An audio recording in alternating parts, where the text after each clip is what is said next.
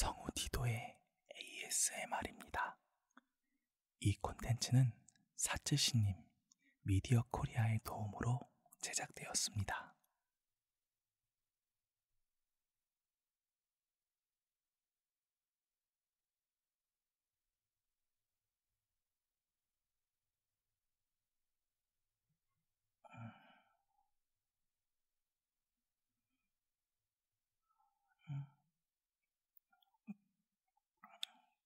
일어났어?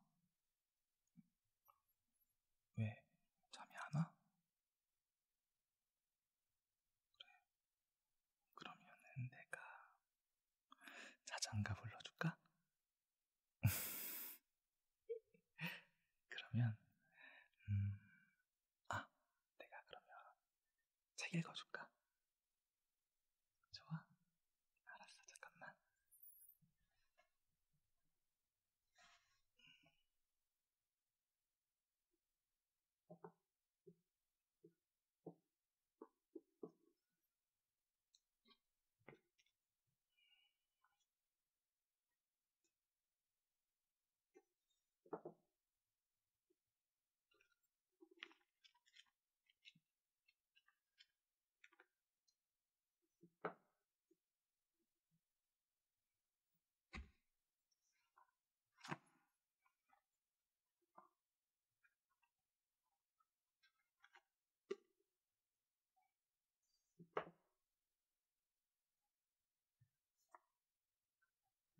자, 이제 좋겠다.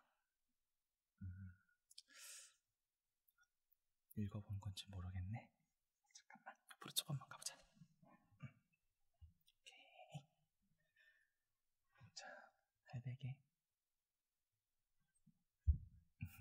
좋았어.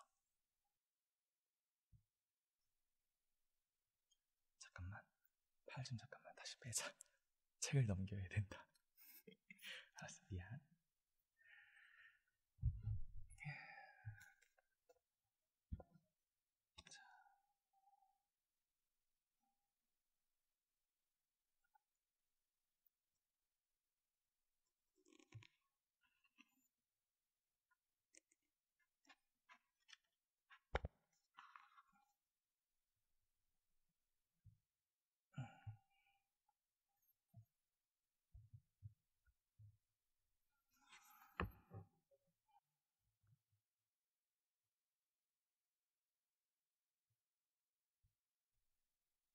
나는 겨울에 서 있는 편이 더 익숙하다. 네가 봄의 편에 서 있는 것이 더 어울리듯이 아무리 다정하게 손을 잡고 걸어가는 두 사람이 있다고 해도 들여다보면 봄과 겨울이라는 사랑의 계절로 나뉜다는 얘기를 어디선가 들은 적이 있다. 온기를 주는 쪽과 온기를 받는 쪽의 구별을 말하는 것이다. 겨울 쪽에 사는 사람은 늘 상대의 차가운 손에 익숙해 있다. 타인을 대하는 듯 무심한 말투, 상대에게 집중하지 않고 잡지를 뒤적이는 산만함, 한 발 늦게 보내는 문자 메시지의 답, 일방적으로 잡는 다음 약속. 그렇게 한없이 섭섭해하다가도 상대 쪽에서 한 번씩 견딜 수 없다는 듯 도톰하게 열정이 오른 입술로 키스를 걸어오거나 자상한 눈길로 만져주면 바로 감격한다. 반대로 봄에 사는 사람은 온기로 가득한 상대의 따뜻한 손에 익숙해져 있다. 기념일을 챙기는 쪽도 눈길을 먼저 맞추는 쪽도 상대이기 때문이다. 시계를 보는 쪽도 전화를 하는 쪽도 물론 상대다. 봄에 사는 사람이 시계를 볼 때도 있지만 이유는 다르다. 겨울에 사는 사람은 상대가 몇 분이나 늦게 오나 보는 것이지만 봄에 사는 사람은 다음 약속까지 상대에게 할애된 시간이 몇 분이나 남았나 재는 시기다. 그러다 어느 날 그 역할이 한 번이라도 역전되면 섭섭함을 견디지 못하고 사랑이 식었다고 재단한다. 싹둑. 사랑하는 마음이 자투리로 잘려나간다.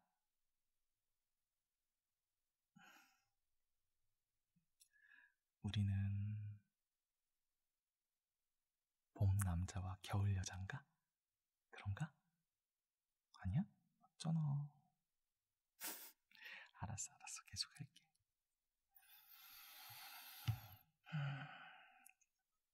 그 소리를 들을 때마다 겨울에 사는 사람은 가슴에 굵은 글씨로 상처를 쓴다.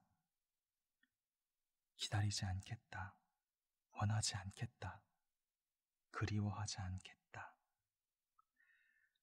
마음을 꾹꾹 눌러 밟으며 겨울의 한계에서 벗어나려고 뒷걸음친다. 하지만 아무리 세게 닫아도 봄이 온다는 소식이 들리면 스르르 문이 열리고 제 아무리 차갑게 얼었던 마음도 결국 봄에게로 흐르게 된다는 것을 안다. 겨울 끝에는 항상 봄이 오듯이 내 끝에는 항상 네가 있다는 걸 부인할 수가 없다.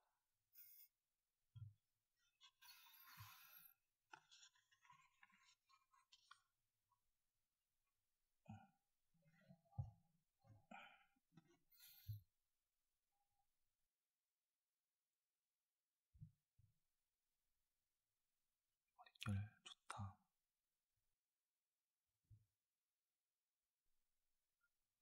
무슨 샴푸 썼어?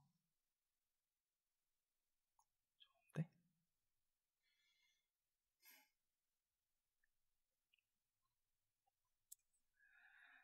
오후 3시에 북카페. 혹시나 했지만 역시나다. 이런 날에도 너는 늦는다. 하지만 실망하지 않아야 한다. 네가 그렇지 뭐 하며 그냥 피식 웃고 말아야 한다. 오늘같이 특별한 날만은 먼저 와서 기다려주고 있는 너를 보는 편이 좋았을 테지만 내가 사준 얇은 오렌지색 점퍼에다 고동색 선글라스 테에 알몸 바꿔 끼운 안경을 쓰고 들어서는 나에게 손을 흔들어 주었으면 더 좋았을 테지만 그래, 상관없다. 1년 만에 단둘이 만나는 거지만 안 그래 주어도 괜찮다. 일부러 3시에 약속을 잡은 건 창가 자리에 앉기 위해서다. 3시는 라디오 프로그램 2부가 편성되는 오후에 가장 어중간하고 지루한 위치에 걸려 있다. 하지만 나에게 창가 자리를 맡을 수 있는 안전한 시간대를 의미하기도 한다. 너랑 하루에 한 번, 많으면 3번도 만났던 이 자리. 편안하다. 창밖으론 초록색 마크가 언제 봐도 안정감 있는 농협이 보이고 3층엔 불가마 사우나 간판이 보인다. 옆 건물에 있는 헬스클럽으로 추리닝 차림의 동네 사람들도 지나가고 4차선 도로에 삼형제처럼 사이좋게 원을 그리며 줄지어 유턴하는 세대의 차들도 보인다. 특별히 낭만적인 풍경은 없지만 이 자리가 참 그리웠다. 창 안에서 바라보는 이 풍경이 가끔씩 못 견디게 눈에 밟혔다.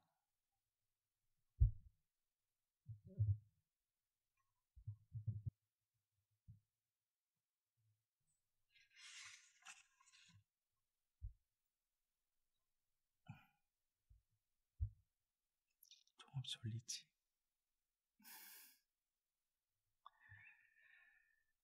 조금 전까지만 해도 나는 너에게 창밖의 사람이 되기 위해 애써왔다.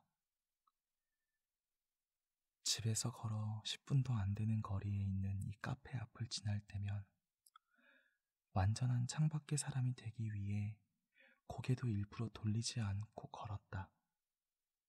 그런데 어이없게도 나는 결국 원점으로 돌아와 누구의 결정도 아닌 내 스스로 다시 이 창가에 앉아 너를 기다리고 있다. 이상하게도 오늘은 그날이 떠오른다. 너와는 상관없는 널 만나기 이전에 아주 먼 날이다. 그날은 봄날이었거나 초여름이었을 것이다. 어쨌든 햇빛이 가득한 날이었다는 것만은 확실하다. 마른 나무 냄새가 가득하다. 낡고 낡은 나무 책상과 걸상에서 나는 냄새다. 창가에는 어린 내가 앉아있다. 피식. 창가만 고집하는 습관은 이때쯤 생겨난 것 같다. 나는 교실창을 통해 책상 위로 쏟아지는 햇빛을 손등으로 충만하게 느끼고 있다. 햇빛을 받은 손등 아래로 단풍잎 모양의 그림자가 생기는 것이 신기하다. 햇빛은 그림자를 만들어내는구나.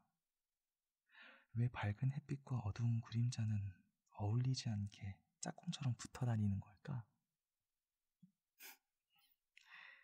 책상에 뺨을 붙이고 달달하게 잠든 짝꿍을 보면서 왜 하필 이 못생긴 애와 짝꿍이 됐을까? 그런 생각이 뒤이어 꼬리를 물었던 것 같다. 선생님은 뭐하고 있었을까? 반아이들에게 이야기를 들려주고 있다. 토끼와 거북이. 토끼와 거북이가 경주를 했는데 토끼가 중간에 꾀를 피우고 잠들어서 결국 느려펴진 거북이가 이겼다는 억지스러운 이야기다. 선생님은 제법 열심이다. 하지만 안타깝게도 토끼처럼 귀를 쫑긋 세우며 들어주는 애는 없다. 반은 우윳빛 뺨을 한 뼘씩 말린 채 책상에 얼굴을 대고 잠들었고 나머지 반도 까만 손톱 끝으로 책상 밑을 계속 긁어대거나 교과서에 의미 없는 낙서를 하고 있다.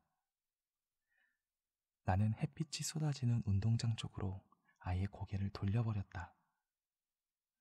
뜨거운 태양빛에 방치된 운동장은 누군가 먹다 버린 맛없는 쿠키 부스러기처럼 푸석푸석하다.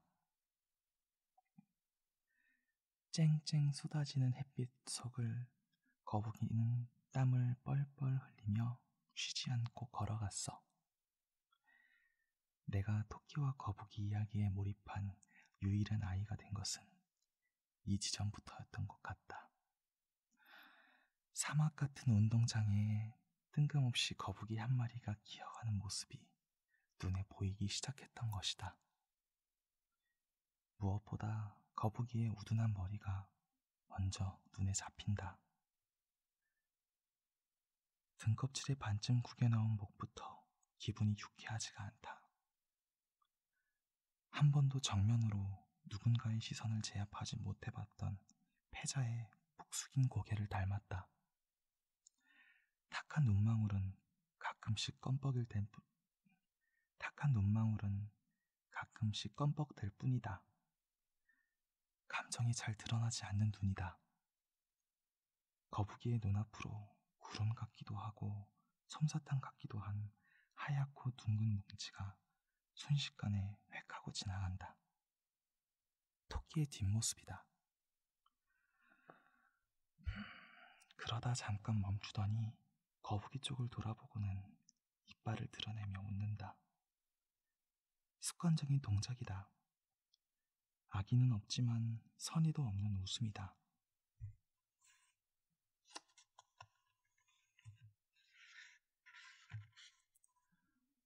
어쩌면 힘든 거북이를 동정하는 선의의 웃음이면서 동시에 그런 거북이를 보며 비로소 안심하는 아기의 웃음인지도 모른다.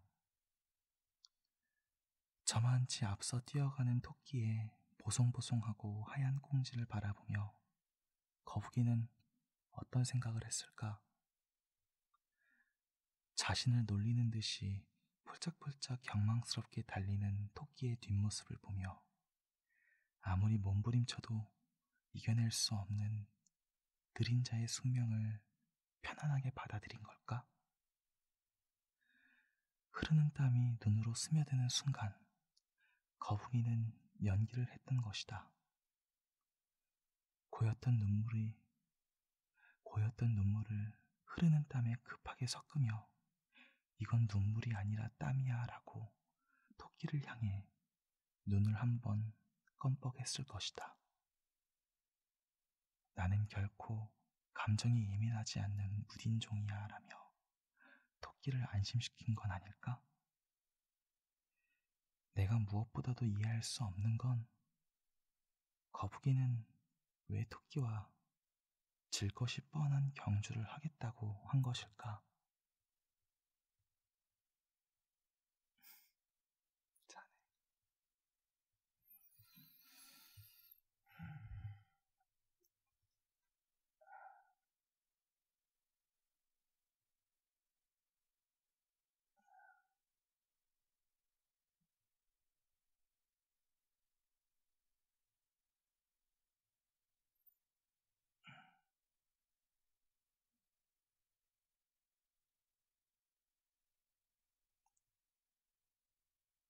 잘 자고.